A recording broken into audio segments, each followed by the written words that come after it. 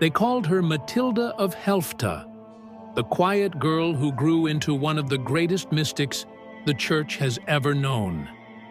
But she didn't start as a saint.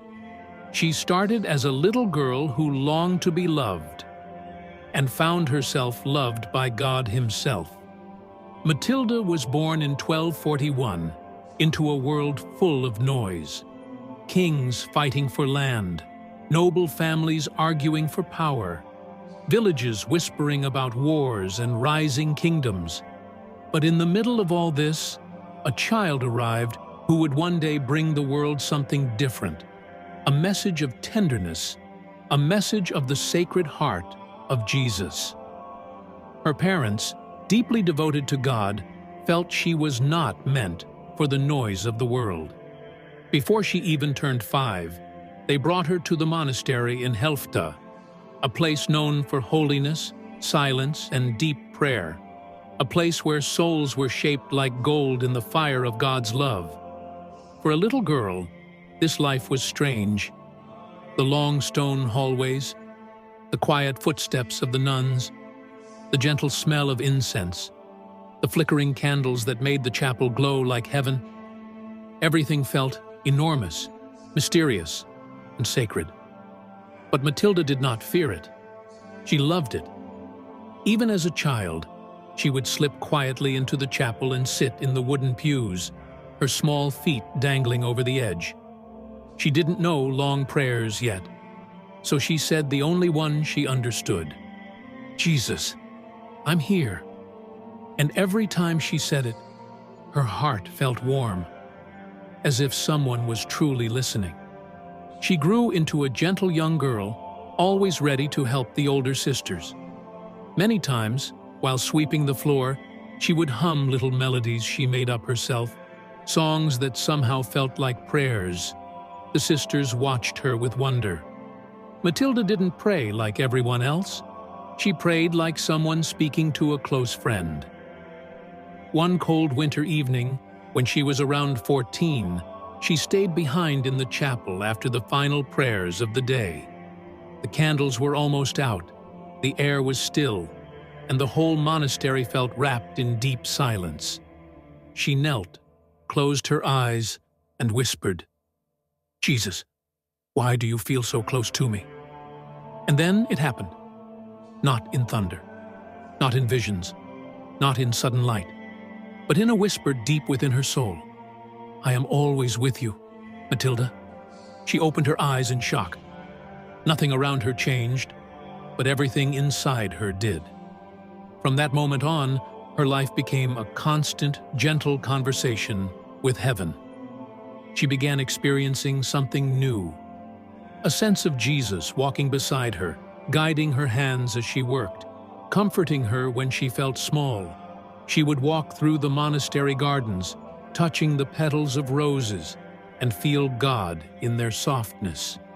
Sometimes, while cleaning the chapel floor, she sensed a gentle warmth on her shoulder. As if a hand rested there, she whispered, "Is that you, Lord?"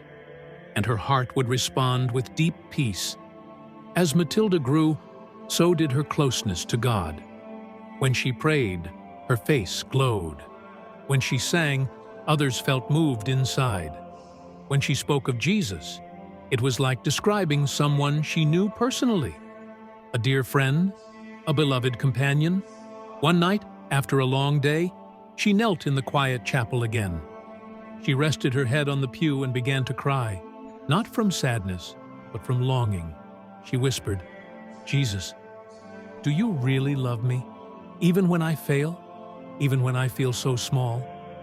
And she heard him say, "My little soul, I love you more than you could ever imagine."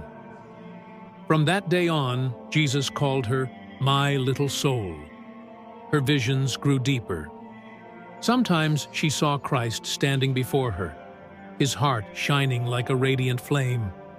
Other times she saw angels or heard the Blessed Mother whisper to her, "Do not fear, grace surrounds you." Her prayer life was tender, raw, and honest. She doubted sometimes. She felt dry sometimes. She didn't always feel God near, but every time she drifted, The whisper returned, "Come back to me." And she did. In the middle of her life, something powerful happened during Mass. When the priest lifted the host, Matilda suddenly saw the heart of Jesus, burning, shining, open. And he spoke. "This heart beats for the world, but so few know it. Tell them." This became her mission. She began writing down her experiences, not to show off, but to help others understand the love she felt. She described Jesus as gentle, patient, longing for souls. She taught that love is the true center of faith. Her writings grew into the Book of Special Grace, a spiritual treasure. Her suffering also grew. Her body weakened, but her spirit burned brighter. Even in pain, she offered everything for sinners, for souls far from God. And when she could no longer pray, Jesus whispered to her, "Rest, my little soul. I am here." Halfway through her journey, she felt called to encourage others.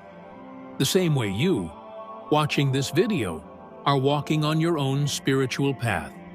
And right here, gently, Matilda invites you too. If you are touched by her story, please don't forget to like, comment, and subscribe.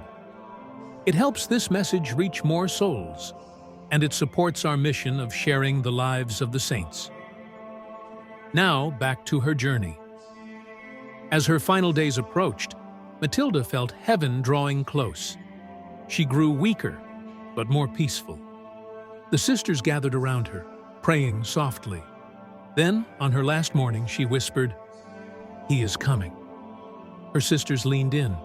A soft smile spread across her face, the smile of someone seeing a beloved friend. And she said, "Jesus, my love, I am ready." Then she closed her eyes and gently surrendered her soul to the one she had loved all her life. Her room filled with a sweetness the sisters could not explain, as if heaven itself had entered the monastery. Today, Saint Matilda of Helfta reminds us that God is not far away, that prayer is not complicated, that love is greater than fear, and that the heart of Jesus is always open, especially to the smallest souls. You don't need long prayers. You don't need perfect words. You only need to whisper, "Jesus, I'm here." And you will hear him answer, "I am always with you."